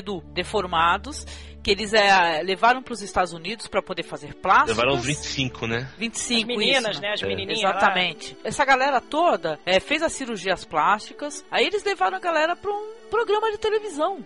Entendeu? É bizarro. É bizarro isso, gente. É por isso que a gente recomenda muito o pessoal assistir, além do game e tal, você assistir o Clarão Chuva Negra, porque é chocante a cara de pau, entendeu? Eles mostram os sobreviventes na televisão, eles recebendo um cheque, né? Um ou outro, lá um representante recebendo um cheque micharia, né? Pra falar assim, olha, isso aqui é pra vocês, pra poder ajudar, sabe? Foi com o piloto do Não Laguei, né? Que atirou a bomba. Ele chora, né, pras câmeras, é ridículo. É ridículo, é vergonhoso. Então eu acho que isso daí não pode ser esquecido. Tudo bem, não vamos fazer apologia ao ódio, né? Que eu acho isso incorreto. Eu, às vezes, tenho lá minhas discussões até por conta disso. A gente pegar e falar assim, cambada de filha da puta, ponto. Não é assim. Eu acho que todo mundo tem direito à redenção. Eu acredito que um país pode ter direito à redenção, pode mudar a maneira de pensar. Eu não acho que todo americano simpatize com essa espécie de gesto que houve na época, né? Mas, infelizmente, tá ali e tá registrado, né? Dá pra gente assistir, pra gente ver, e isso não pode ser repetido. Mas tão sendo que, se você for pensar, agora no Afeganistão a gente tem aí essas notícias que o pessoal passa de caminhão jogando doce e depois usa a molecada como alvo, né? Brinca de tiro-alvo com a molecada que vai pegar os chocolates, né? O horror, né? O horror que o ser humano é capaz de fazer, né? Mas o governo americano, ele sempre gostou muito de teatro, né? Tanto é que parece sessão dupla. Primeiro vem a tragédia e depois vem a farsa, né? É uma beleza. É sempre assim. Só que aí, né, depois que acaba o programa, depois que as câmeras são desligadas, as 20 mulheres lá que fizeram a plástica, que deram tchauzinho pras câmeras, voltaram pro Japão, sofreram toda sorte de discriminação, não casaram, não conseguiram emprego, sabe? Os filhos podem nascer deformados e toda aquela sorte de situações que só quem realmente sobreviveu a uma catástrofe dessa, atômica, pode relatar, né? E eles já estão velhinhos, né? Essas pessoas já fez mais de 60 anos que a bomba caiu, né? Essas pessoas estão morrendo. E foi uma sábia decisão mesmo do artista, né, do Nakazawa, pra fazer esse projeto do Barefoot Game, e do documentarista, né, porque as pessoas estão morrendo, e as pessoas vão esquecer. Por quê? Porque tá distante no tempo e tal, a barbárie continua, né? Se ninguém continuar falando disso, o pessoal acaba esquecendo, as gerações esquecem. Esse mangá, ele tinha que ser distribuído gratuitamente, de todas as maneiras possíveis e imagináveis. O mangá, a animação, todos esses documentários, esses relatos que são contra a guerra, eles têm que ser amplamente divulgados de maneira fácil, se possível nas escolas. Entendeu? Nas escolas, tanto o Mouse, lá do Art Spiegelman, né, quanto o Game, Pés Descalços, eles tinham que ser amplamente distribuídos. Na escola americana que o Game é adotado como leitura obrigatória lá. Ó, que legal, né? Tá vendo? Tem que ser assim no Brasil também. Se você for tentar comprar alguém aqui no Brasil, ele é caro. Entendeu? Não é todo mundo que tem recurso para poder comprar. Quer dizer que eu acho que tinha que ser distribuído gratuitamente, porque a ideia não morre assim. Vai cair na mão de alguém que vai pegar e falar, poxa, leia isso aqui. E é o objetivo do Keiji Nakazawa, né? O objetivo é esse, dele, é expor isso para que não seja esquecido de jeito nenhum. Não escrevi Gen simplesmente para denunciar a destruição causada pela bomba atômica. Eu queria relatar o processo através do qual o povo japonês foi aprisionado num sistema imperial fascista que exaltava o imperador e instigou a nação a uma guerra total. Eu queria mostrar para a próxima geração a miséria que um conflito bélico traz a um país. Eu queria que eles soubessem as atrocidades que o Japão cometeu na China, na Coreia e no resto da Ásia. Eu queria que eles soubessem que pessoas podem ser transformadas em lunáticos capazes de fazer coisas horríveis, simplesmente invocando o nome do imperador ou o grande império japonês e assegurando que a causa é justa. Tem um documentário que eu assisti da BBC, que até foi pra Cannes, foi não sei o que, ele é altamente dramatizado e tipo estilo de Hollywood mesmo, né? Dos dois lados, né? Assim, foi o que eu achei, em comparação com o Clarão Chuva Negra, né? A sequência da bomba atômica, pra vocês terem uma ideia, além do dramático de explodir a cidade, tem os pilotos americanos falando, caramba, será que a gente vai conseguir escapar da explosão? Tem esse tipo de cena nesse documentário. Eles dando tchauzinho pras câmeras, pra na hora de jogar a bomba no Japão, sabe? Então o Miley Cashman, ele vem de certa forma, vem dos dois lados, né? Mas também tem o filme do Kubrick, né? Que é de comédia da bomba, né? Que eu acho que o pensamento não foge muito daquele também. Porque os caras que estão lá no avião, eles não sabem realmente de nada, né? E eles são soldados, né? Eles são completos idiotas, né? Porque eles não sabem de nada e ainda ficam fazendo... O cara fica lendo Playboy. Esse aí é aquele Dr. Strangelove, né? Isso, que é muito engraçado também. O game modifica a vida dessas pessoas, né? Tem isso, né? Ele é um personagem que ele entra pra modificar a vida das pessoas, né? Ele vai encontrar o Ryuta, que é um sósia do irmão dele. Ele acredita que é o Shinji, né? Eles são muito parecidos. No mangá, se você ler, o Ryuta, ele é um líder de uma gangue de ladrões. Crianças de rua que são ladrões, sabe? E vai ter várias brigas ali com o Gen. Ele não aceita isso assim logo de cara, assim, de ver, olha ali o meu irmão Shinji, que a aceitação é mais demorada, né? O Ryuta é um caso à parte, porque no anime ele tem um final bem melhor do que no mangá. O mangá, o final dele é bem preocupante pra mim. Ryuta é o que o Gen poderia ter se tornado se caso a mãe dele não tivesse sobrevivido também, né? Sim. Porque se ele tivesse ficado sozinho, talvez ele seria um desses garotos de rua. Com certeza, né? Um acaba ajudando o outro. Através de Gen, eu expressei repentinamente minha crença de que, independentemente do que acadêmicos respeitáveis e políticos podem alegar a respeito de guerras justas, nós devemos sempre, de forma absoluta, sermos contra a guerra e certificarmos de que o Japão jamais siga esse caminho novamente. O Gen, ele vai tentar arrumar dinheiro pra mãe poder se alimentar, a irmã poder se alimentar, e vai ter esse senhor que ele pega o Gen ali, ele fica pedindo trabalho, leva pra casa dele, ele tem um irmão que tá totalmente queimado, né? Ele tá isolado na casa, né? Eles falam muito disso, né? O tempo todo do cheiro, do mau cheiro, né? E o cara tá isolado, ninguém se aproxima do cara, né? E é muito trágica a história dele, que ele é um pintor, né? Ele é uma espécie de fardo, né? A família quer encontrar alguém para cuidar dele porque não quer se aproximar, não quer contato com ele. Só que ele, como ele tá muito mal, né? Ele é uma pessoa intratável. Ninguém aguenta ficar perto do cara porque o humor do cara tá terrível. É porque ele tá isolado, né? No começo até mostra que ele quer ficar com as pessoas, só que as pessoas têm horror a ele, né? E ele começa a maltratar os outros por causa disso. Mas no momento em que o Gen reage aos maus tratos que ele tem e enche ele de tapa, é uma surpresa, mas ao mesmo tempo ele fala, caramba, você me tratou como um ser humano finalmente, você reagiu a alguma coisa que eu fiz, né? E aí que começa a cair a ficha dele, que ele tem que reagir, que ele tem que tentar se recuperar, e o Gen, ele tem mesmo essa personalidade que é contagiante, ele não desiste nunca, ele nunca se entrega, e aí as outras pessoas acabam ganhando também vontade de viver quando estão perto dele, né? Sim. É o Shonen batendo forte na animação. Ele faz as pessoas ficarem amigas e superar as adversidades. É a força do protagonista do japonês. Os últimos 20 minutos da animação, 20 minutos mais ou menos, são uma desesperada corrida contra o tempo para conseguir obter dinheiro para poder dar algo para a Tomoko comer, porque ela tá doente por causa da falta de alimento, né? O neném recém-nascido. No mangá tem uma cena assim, trecho muito pequeno assim que eu acho muito emocionante. Pra quem lê, eu acho que vai lembrar que o Gen, ele tá pela cidade tentando arrumar alimento, mais uma vez, né? E ele encontra uma moça que ela tá com o rosto todo queimado. Só que ela não sabe que ela tá com o rosto todo queimado, né? Mas ela sente a sensação, ela fala que tem coisa andando no rosto dela, e ele vê que é larva, sabe? O pus explode do rosto dela, né? E tal, e ela fala que tá procurando a mãe dela desesperadamente. E ela lembra, assim, de momentos que a mãe dela era uma grande dançarina. Ela fala, eu quero ser uma dançarina que nem a minha mãe. E tal, e ela fica procurando o tempo todo, abrindo a boca dos cadáveres pra ver se ela encontra... É porque a mãe dela tinha 2 dentes de ouro, né? Aí pra ver se encontra a mãe e tal. Vários momentos ela quer se matar, ele não deixa, sabe? Ele faz o possível pra evitar que a moça se mate, né? Porque quando ela descobre, né? Ele vai dar água pra ela. Quando ela descobre que ela tá com o rosto todo ferido e bem machucado, ela quer morrer de qualquer jeito, né? Ela pede pra ele cantar pra ela uma música chamada Sakura. É uma música tradicional, né? Japonesa. E ela dança pra ele enquanto ele tá cantando. E ela fala que é a última vez que ela vai pensar em dança na vida. É muito, muito bonito, assim. Tem vários momentos, assim, emocionantes. Essa parte é bem bonita mesmo. Mesmo no mangá, a Tomoko é sequestrada, porque os caras que estão morrendo lá, que tem filha, eles usavam ela pra uma coisa pra manter eles vivos, pra não querer se matar. Ele fala, sua filha tá aqui, ela precisa de você. Se morrer, ela vai ficar sem. Daí, vamos esperar, vou melhorar. Várias casas faziam esse mesmo recurso. O cara que tá na cama ou com a mãe que tá na cama, né? Pra fazer eles se levantarem novamente. É uma mensagem, no final de contas, de esperança, né, gente? Né? Você vê aquele horror todo, mas a mensagem é de esperança. Essa vontade inquebrantável dele, né? Isso também porque a vida tem que continuar. Se não tivesse esperança no futuro melhor, os caras vão querer se matar mesmo. É, sim. Que nem o pai dele falou, né? Aquele negócio do trigo, né? Que ele cresce apesar de tudo. Se é pisoteado, né? Depois vai crescer mais forte pra prosseguir na vida.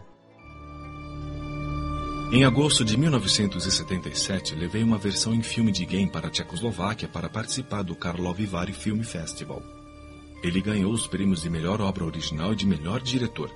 Enquanto estava lá, tive uma conversa com alguns cidadãos tchecos que me deixou chocado. Eles me disseram que o solo da Tchecoslováquia está repleto de urânio. Nós, tchecos, vivemos nessas terras por toda a nossa vida e por causa disso nossos corpos adquiriram resistência aos efeitos da radiação. Assim, se houver uma guerra nuclear, nós mesmos seremos capazes de suportar a radioatividade e sobreviver. Eles disseram e falavam com absoluta seriedade. Eu não tinha o que dizer diante da ignorância e do pensamento não científico por trás dessa crença.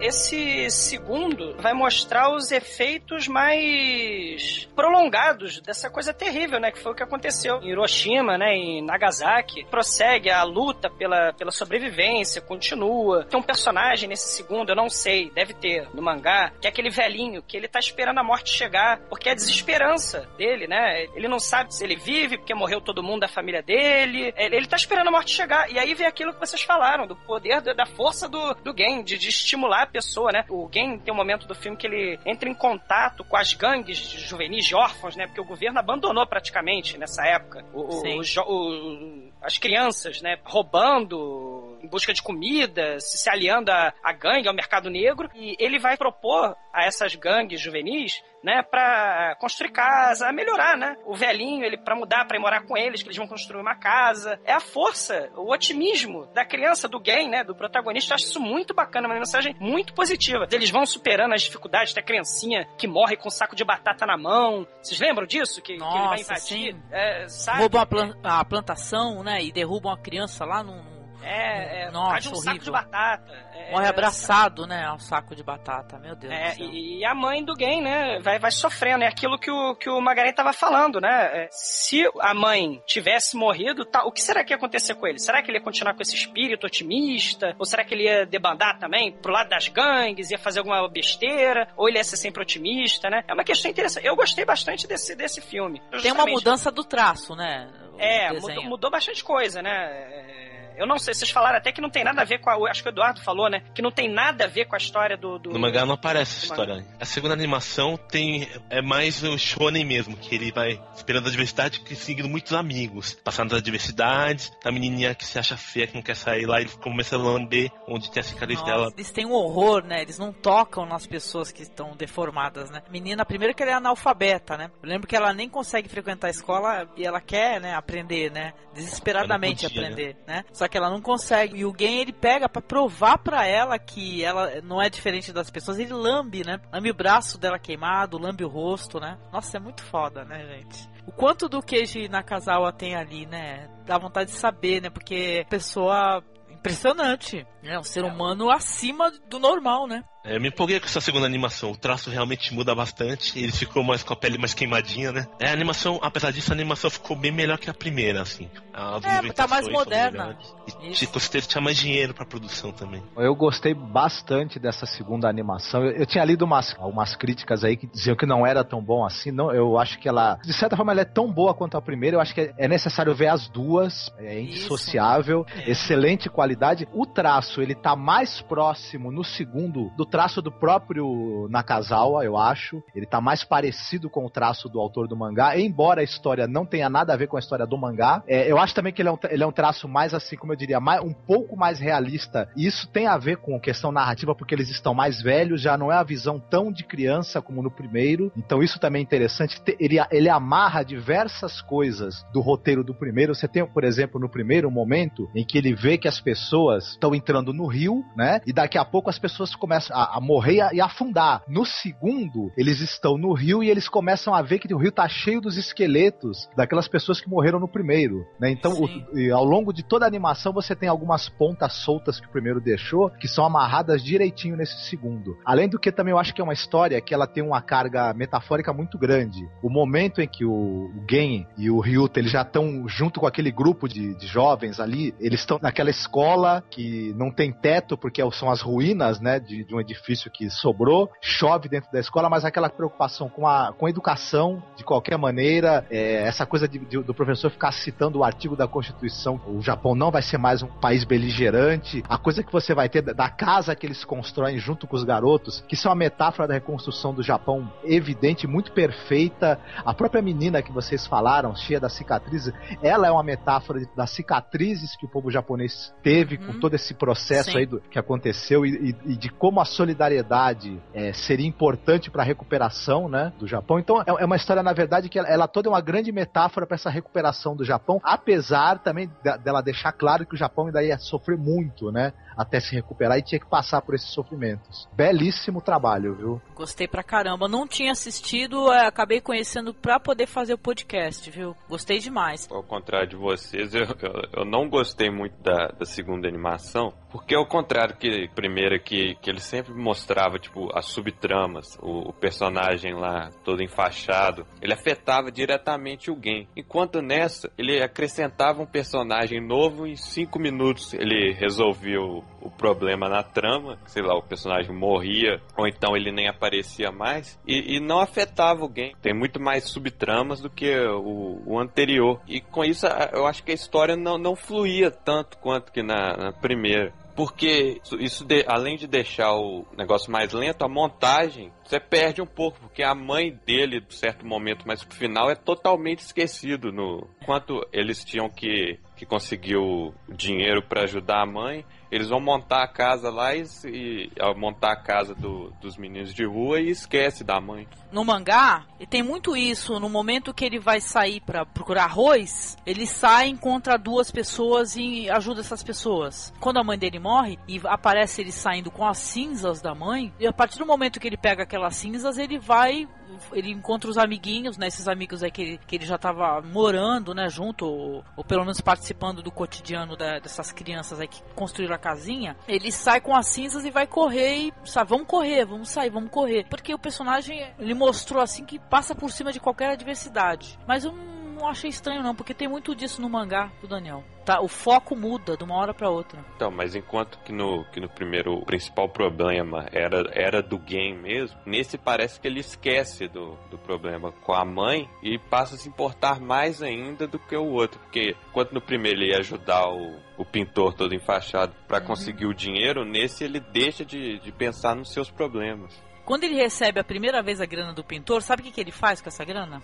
A grana que ele pega, os 3 ienes ou 5 ienes. Eu não lembro. Ele tenta, não, isso aí tem no quadrinho, ele complementar, né? Ele pega essa grana pra limpar a barra do Ryuta. Entendeu? Porque ele já tava roubando na região, várias pessoas queriam matar o moleque. Então ele em vez de dar essa grana pra mãe dele, que tava morrendo de fome, ele pega e dá a grana pro pessoal poder liberar o Ryuta. É foda, entendeu? Você pensa assim, você acha esquisito? Nos 2 filmes ele é testemunha, né? Só que no primeiro morreu a família toda dele, né? Talvez, assim, eu também prefiro o primeiro, assim, se a gente tá comparando. Mas os 2, eu gostei dos 2, né? Assim, o primeiro, eu acredito que seja mais documental, porque a bomba caiu e você tem aquelas consequências, o horror imediato, né, de como lidar com aquela situação, e você mostra a força do personagem. Talvez no segundo, talvez seja isso que o Daniel está falando, é porque ele é mais testemunha apesar dele ser quem vai propor a solução, né, ele é mais testemunha do que ator, né, dos fatos que se faz, não sei, talvez seja isso, né. Mas os 2 são bons, os 2 são... Eu acho que são bons também, são complementares. Eu concordo em parte com o Daniel, eu também achei esse meio corrido. Acho que nesse segundo ele resolveu abrir o leque, porque, como vocês falaram no primeiro, a história continua, né? A vida seguiu. Sim. Ainda não tinha sentido ficar só naquele mundinho do game, mas a gente pode fazer um paralelo com o recente tsunami lá no Japão. Que foi muito recordado pelos próprios sobreviventes, né? Na televisão, né? A única coisa igual das 2 animações é o final triste, que morre um membro da família, né? O primeiro morre a Tomoko e a segunda a mãe do Gen. E a esperança no futuro também, né? No primeiro morre a Tomoko, mas depois eles veem aquela arvorezinha crescendo lá. No segundo morre a mãe deles. É isso aí. Mas tanto nesse quanto no primeiro, tem aqueles elementos do outro mangá que eu tava falando lá no começo, o Struck by Black Rain, que aparece. Esses elementos ele já tava trabalhando nisso há muito tempo. Então tem cenas, a cena da escavadeira, da pilha de ossos, aparece nesse segundo filme. Né? Ele já é testemunha do horror mesmo, né? Os americanos passando com escavadeira em cima dos ossos para poder dar espaço, né? Para fazer as covas lá para enterrar. Tem um bairro no Japão que o próprio Nakazawa fala, não lembro onde eu li isso. Ele fala, se você for desenterrar, você vai ver a série de cadáveres ali, que aquilo ali tá repleto de cadáveres. Um distrito lá de Hiroshima é repleto de ossadas de vítimas da bomba. Fiquei triste ao perceber que pessoas podiam ouvir os nomes de Hiroshima e Nagasaki e ainda assim permanecer numa santa ignorância sobre a realidade das armas nucleares e da radioatividade. Entretanto, isso dificilmente surpreende, pensei comigo mesmo.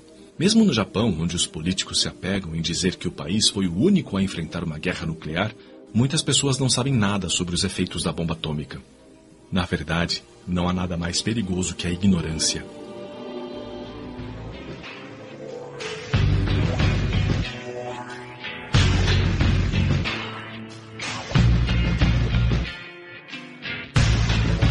Pense nas crianças mudas telepáticas. E se a gente for falar pro pessoal assim, filmes que tenham relação com esse assunto, ou com a bomba, ou com a guerra em si, ou com o sofrimento do povo japonês, fora obviamente o Clarão Chuva Negra, né? Entre outras produções também, o que dá pra recomendar? O Hiroshima Mon Amour, o filme do Alan Resner, que ele trata a bomba de Hiroshima como se fosse um conto bem fantasioso, né? Eles vão contando, bem naquele estilo da novela vaga, o que aconteceu com eles e o ponto de vista de cada um da guerra. Então, enquanto eles vão contando, vão mostrando no início do filme cenas reais dos sobreviventes, mostrando as pessoas pedindo pra morrer, vai mostrando todo esse sofrimento em contrapartida com a relação dos dois. Aproveitando um outro filme que eu tava lembrando aqui, é o filme do Shoei Mamura chamado Chuva Negra. conta justamente a história de uma moça e mais os tios dela, se eu não me engano, que eles estão passando, eles não são da cidade, eles estão passando por Hiroshima no dia que tem a explosão da bomba. E eles acabam vendo essas mesmas cenas das pessoas derretidas, o pessoal que tá com o corpo todo queimado e cego, caminhando, procurando ajuda, eles acabam visualizando tudo isso. E essa moça, ela tá num barco e ela é atingida pela chuva negra, que acontece depois da explosão. Aí o filme dá um salto para 5 anos depois, ela tá vivendo numa outra cidade onde vivem muitos sobreviventes. E esse pessoal tá começando a ser afetado pelo câncer. Várias formas de câncer e doenças relacionadas com a exposição à radiação. Ela não tem sintoma nenhum. E ela tá de casamento marcado. Só que ela tem um medo, né, que possa acontecer alguma coisa. E justamente quando tá próximo do casamento dela, o cabelo começa a cair, ela começa a ter todos os sintomas dos males aí decorrentes da radiação. Eu já ouvi falar desse filme. Ela briga com o pai, né? Porque o pai escondeu, né? Não é isso assim? O pai é um sobrevivente, o pai dela, né? É sobrevivente, ela tá vivendo com os tios, né? E com a avó que ela é meio senil, meio problemática, assim. Pô, esse daí tá na minha lista também, com certeza. Quem quiser procurar, tem um dorama do game, também contando a mesma coisa do mangá, né? Tendo algumas alterações, a mesma coisa que o anime fez. Também é bem interessante. E a cena da explosão da bomba eu achei impressionante. Apesar de não mostrar como a pessoa derrete, ele mostra as pessoas andando com a pele meio caída, assim, também. É bem interessante pra quem conseguir assistir ele. Vou recomendar o do Kurosawa, porque é a questão da memória. É sempre importante bater nisso, porque no começo do filme a velhinha, a viúva, ela é vista como gagá, como doida, como senil, e no final das contas, o Rhapsody de Agosto, que eu tô recomendando, né? E no final das contas, ela parece que tá lutando contra o esquecimento, né? Assim, no meu entender, aquela cena final, muito impressionante, eu gosto muito daquela cena, ela na chuva, e o guarda-chuva rodando pra trás, ela tentando vencer lá o tufão, tentando vencer a chuva, eu acho aquela cena impressionante até hoje, e eu recomendo, eu gosto muito do filme, de coração. Então, vou indicar de novo O Túmulo dos Vagalumes. Filmaço. Tanto o filme animação quanto o dorama, que conta também a história da bomba na cidade de Kobe. A história é parecida com a de Gen, que tem 2 irmãos, a Setsuko e o Seita, tem que sobreviver contra preconceito também. Também tem um filme de 52, eu não sei se a tradução pro Brasil, mas no original é Above and Beyond, que é a história do piloto do avião que jogou a bomba, o piloto Paul Tybert.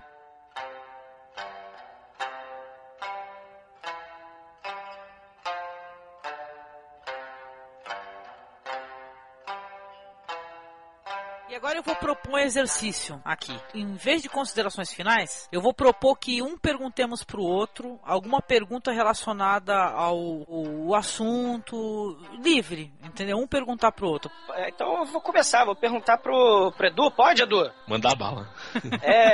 Bom, você que amante de mangá, de anime, esse tem uma pegada mais séria, né? Tem uma pegada mais quase documental, vamos dizer assim, né? O que você acha que é impróprio para criança, que a gente até falou, né, com a filha da Angélica, mas o que você acha? Você acha que é válido, é justificável a produção de um tipo de desenho assim, voltado para o público infantil, para eles terem conhecimento, né? Porque vê na televisão, vê esse tipo de desenho japonês para lá, desenho japonês para cá, e um filme desse batendo assim na televisão. O que você acha disso? Você acha válido? Acha justificável? Eu acho válido, também ter que conversar com ele antes de passar, né? Mas não pode ser pequenininho, tem que ter um discernimento já. Se não tiver 6 anos assim, assiste e esquece, né? Assim, umas 12, 10 anos assim, acho que já tem um entendimento bem maior. Acho que é bom eles verem o que acontece no mundo, que tem que lembrar que pode acontecer novamente, que você tem que fazer tudo para que essas coisas não se repitam novamente. Então acho que todo mundo tem que assistir. E devia ser obrigatório todo mundo ler o mangá e também ver o anime. E se tiver mais produções assim, a gente tem que agradecer para que essas coisas de terror não ocorram novamente, né? Você vê, os caras atacaram o World Trade Center lá, atacaram o civil só porque é a justificativa da guerra do religião. Isso não tem como justificar, é impossível. Sim, com certeza. Magaren, vamos lá. O que você achou da lição que o mangá dá pra gente e o que a gente pode esperar no futuro de quem já assistiu essa animação? A lição é como a gente passou o episódio aqui todo falando. Não importa o que aconteça, tem que ter sempre esperança no futuro. Acontece uma coisinha de errado, a gente já fica maldizendo a vida. A gente tem que lembrar que muitas coisas acontecem. Imagina passar por uma situação dessa. Nossa, como cada um ia reagir. Se sobrevivesse, é claro. A gente ia fazer igual o cara que estava com os vermes, se isolar do mundo. A gente ia começar a roubar dos outros, dos nossos amigos, passar pelo corpo dos amigos que você conheceu a vida inteira morto na rua, assim. É uma coisa que a gente que não vive em guerra, assim, não tem como imaginar. A vida já foi difícil para muitas pessoas. Que aquela sua dificuldade pode não ser a coisa mais desesperadora do mundo. Até mais podia ser você que está no lugar daquelas vítimas. Se coloca no lugar das vítimas lá pra ver. Angélica, você que tá acostumado a assistir esses filmes mais undergrounds assim, você ficou conhecendo sobre esse filme como? Você já tinha lido o mangá, você assistiu o anime, descobriu na internet, e se ele, depois de você ter assistido, ganhou um espaço onde na sua galeria de filmes preferidos, de obras, né? Vamos englobar tudo. Então, eu tive a oportunidade de conhecer o mangá através da mesma pessoa que me deu a oportunidade de conhecer muita coisa maravilhosa nessa vida. Então, o Marcos emprestou, né, pra mim. Eu não tinha lido nada assim tão, pelo menos assim, quadrinho assim tão pungente, sabe, tão tocante, impactante, né? Eu lembro que quando eu li o mangá, não sei se o Marcos recorda, eu chorei. Porque tem momentos que você chora, né? Você chora porque você fica emocionado, né? Com os desfechos de certas situações, né? Foi muito, muito importante. Tão importante que eu passei para minha filha. Mas a importância da obra, assim, relacionada a todas as obras, assim, que eu já li, falta tanta coisa que eu quero conhecer nessa vida, com certeza ela tá lá no alto. Junto com os filmes, os quadrinhos, todos que não glamorizam a guerra de maneira nenhuma. Porque eu sou totalmente a favor de nós divulgarmos obras que mostrem os horrores da guerra. Sempre, entendeu? Porque a humanidade, ela tá sempre pronta, né? A um se voltar contra o outro, a destruir, a matar. Então eu acho que o pacifismo é a palavra. Então ela é muito importante para mim. E tão importante que nós resolvemos fazer um podcast falando do Gen, né? Lembrando desse autor maravilhoso que, saibam, pra quem não sabe, ele tá doente, né? Não tá bem, ele tinha até a intenção de fazer mais coisas, não conseguiu, né? Então acho que é muito importante nunca ser esquecido. Nunca, nunca, nunca. E a gente sempre reparar quando as pessoas tentarem empurrar certas ideologias, sabe? Preconceituosas, e a gente falar não. Entendeu? Tudo em nome da paz, né? Em primeiro lugar, mas não com aquela ideia de paz forçando a guerra, né? A paz pela paz, né? Isso aí. Então, eu queria perguntar pro Marcos. Marcos, você que é uma pessoa que gosta de apresentar obras importantes e interessantes para as pessoas, né? Como é que é isso? Você sentiu o desejo de você ler algo legal como Gen e você poder compartilhar com outros, você dar a tua opinião, mostrando para as pessoas que elas precisam conhecer coisas diferentes de culturas diferentes também. Pois é, para mim o Gen foi uma descoberta interessante pra caramba. Eu acabei comprando o mangá sem saber muito bem. Eu sabia que falava sobre a explosão da bomba de Hiroshima e tudo, mas eu comprei com poucas referências. Vi ali e falei, interessante, deixa eu dar uma lida nisso aqui, né? E aí eu fiquei encantado, né? Depois acabei procurando a animação, fiquei encantado. Não sabia que existia um segundo filme. Fui saber disso agora por conta do podcast que a gente resolveu gravar. Foi você que me falou, né, que tinha um segundo filme. Mas acho que na verdade é um assunto muito triste, né? Terrível, mas que serve como motivo de discussão e das pessoas realmente trocarem ideias e trocarem informações. Então acho que isso é bacana. É uma via de mão dupla, né? Eu gosto de comentar coisas que eu li, que eu gosto, de emprestar quadrinho que eu tenho, de emprestar filme que eu tenho. E também as pessoas também me trazem também informação, me emprestam filmes, me emprestam livros, me recomendam, né? O legal é essa troca mesmo, né? Das pessoas aí trocarem referências, né? E manter discussões sobre temas importantes como esses vivas, né? Acho que todo mundo aqui já falou que infelizmente é um tema que é um pouco esquecido, né? A própria Segunda Guerra Mundial, ela não é uma coisa mais muito discutida, né? Tem uns malucos aí que tem tara pela Segunda Guerra, que guardam todo que é tipo de informação, fotos, livros, tudo, mas o público em geral não tá muito aí. Só que o que aconteceu depois, né? Esses 60 anos pra cá, os efeitos dela, a Guerra Fria, tudo isso influencia e eu acho que até marca o passo da vida que a gente tem hoje, né? Então é importante mesmo conhecer tudo isso, até pra não acontecer de novo. E, infelizmente tá acontecendo, né? Não da mesma maneira, mas de forma parecida em vários locais, né? E até se brincar com os mesmos, digamos assim, protagonistas, né? Então é isso aí.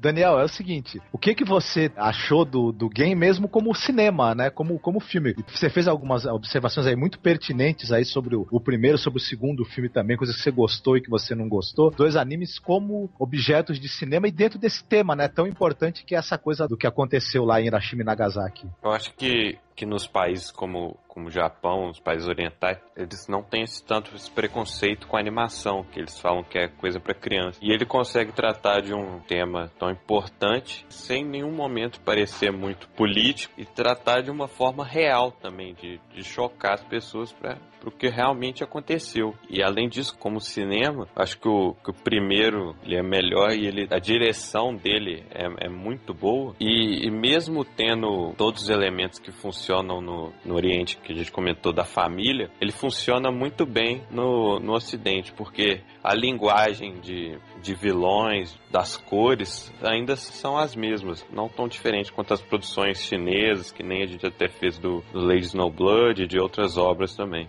Douglas, se fosse possível você dar um recado pro presidente Truman, qual seria? Vai ser impublicável, cara. Cara, esse período é um dos massacres, assim, período da Segunda Guerra, é um dos períodos de massacre mais horrendos da história da humanidade mesmo, sabe? A bomba que eles inventaram é a capacidade do homem, né, de destruir pessoas em quantidade absurda, gigantesca, uma população inteira em pouquíssimo tempo, é quase instantâneo, entendeu? O Hiroshima virou deserto, com morte, com destruição pra tudo que é lado. Os anos vão passando, né? O presidente vai mudando, o poder nuclear vai aumentando. Durante a Guerra Fria, o mundo inteiro tava correndo risco de ter o mesmo destino de Hiroshima e Nagasaki, sabe? As guerras não pararam, o objetivo a justificativa da detonação da bomba foi parar com a Segunda Guerra, entendeu? As guerras não pararam, muito pelo contrário. E é isso que vocês falaram. A gente não pode esquecer, porque parece que a gente tem memória curta, os documentários, tudo que foi feito. Hoje em dia você tem, sabe, uma desgraça dessa acontecendo, a gente não pode permitir que isso aconteça.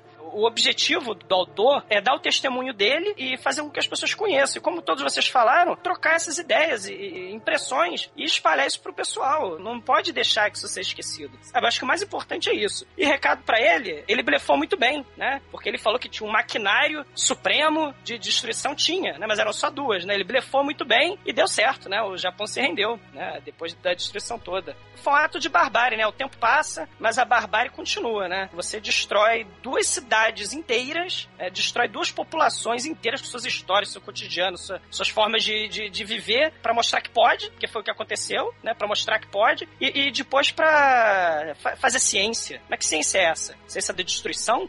Isso é injustificável, na minha opinião. É injustificável. É uma discussão tão atual, né? É tão atual. A barbárie foi há mais de 60 anos atrás, né? A barbárie absoluta. Mas a gente tem medo, né? A gente sente medo, né? Isso aí pode acontecer, né? É só inventar uma justificativa qualquer que, né? É só você ter um motivo que a mídia faz o resto. Concordo.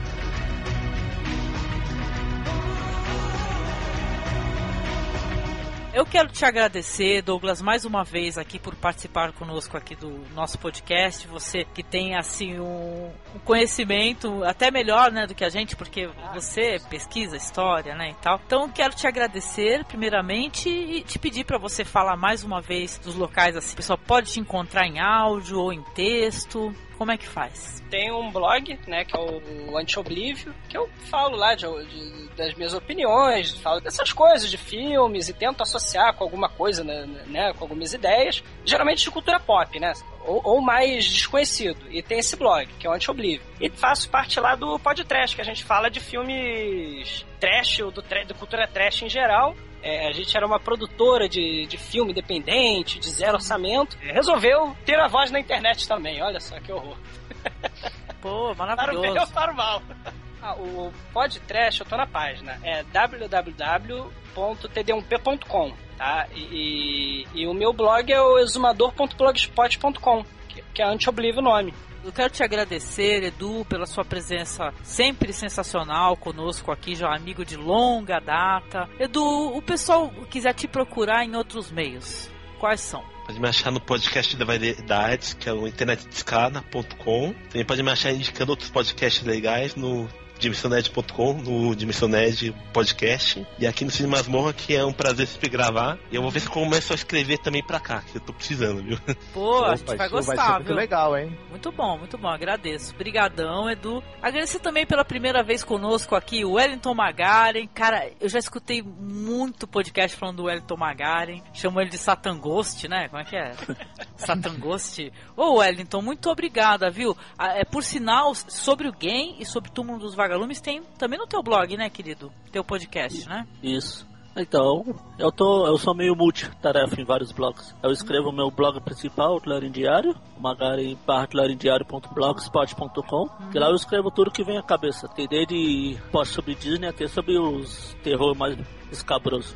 Olha, muito bom, viu? Eu também tô lá no podcast do Clímax, blogclimax.blogspot.com.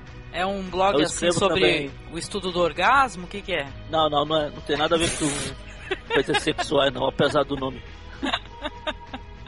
Que piada ruim, né? De vez em quando eu também escrevo lá no J-Wave. Sim, pô, J-Wave é muito legal. J-Wave Cine lá é a minha sessão. Obrigada, Wellington Magaren. Um grande abraço pra ti. Adorei participar contigo, viu, querido? Precisando, estamos aí. Beleza. Agradecer também ao Marcos, né? Mais uma vez juntos aí, na batalha, divulgando boas produções. Exatamente. É um grande prazer estar aqui falando sobre esses filmes interessantes, né? Com esse pessoal mais interessante ainda. Eu não conhecia ainda o Magaren, um prazer conhecê-lo e tal. Eu estava aqui dando uma olhada no Clarim Diário, que é um almanaque de cultura geral, né, Magaren? Muito interessante o blog. Vou ver se eu escuto o podcast também. Isso. O que sai na cabeça eu escrevo aí. Tá certo. É isso aí, pô. E acessem cinemasmorra.com.br. A gente tem o pessoal escrevendo sobre filmes, tem podcast, a presença de todos os participantes aqui também, seja em podcast, ou seja escrevendo, ou as duas coisas lá no blog. E isso aí, continuamos com força total, como eu sempre digo, né? Sim. Agradecer também ao Daniel, nosso amigo, colaborador. Obrigada, querido. Queria agradecer pelo convite, né? Pela primeira vez gravar com o Douglas e com o Magaren. E por ter conhecido a obra também, porque por outros meios eu não iria conhecer. Eu que agradeço, viu? E para você que nos escutou, nosso sincero agradecimento de todo o coração. Nos envie um e-mail, tá? Para contato@cinemasmorra.com.br, tá? Nós estamos disponíveis aí, nos siga na postagem que vai ter o Twitter de todos, né? Para vocês poderem trocar ideias e tal. Seja bem-vindo aqui se é a primeira vez. Caso você queira citar alguma obra assim relacionada, por favor, você coloque nos comentários, que também nós vamos procurar para poder assistir, para poder comentar mais para frente, tá? É isso, gente. Grande abraço, beijo pra todos e até a próxima. Tchau.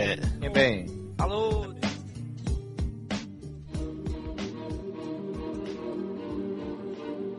Agora que os 4 volumes de Game Pés Descalços foram publicados no Ocidente, ficarei gratificado se a história de Game inspirar mais pessoas do mundo, ainda que sejam poucas, a pensarem seriamente sobre os horrores da guerra e das armas nucleares.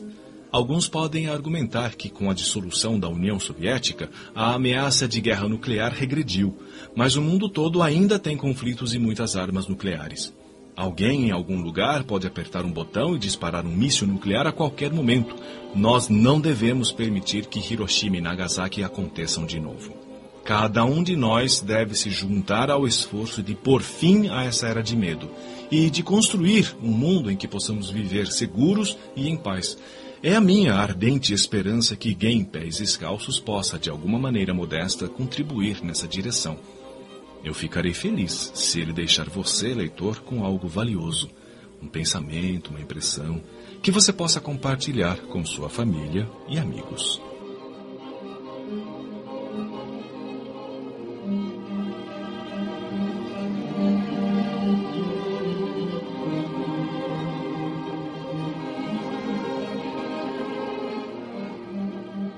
E os recentes acidentes nucleares no Japão, decorrentes do terremoto da última sexta-feira, nos fazem lembrar da explosão da bomba atômica em Hiroshima. Em São Paulo, há uma associação de sobreviventes daquela tragédia. Todo mundo é queimado, chamando mamãe, mamãe, depois me dá água, socorro, já fala da cidade inteira.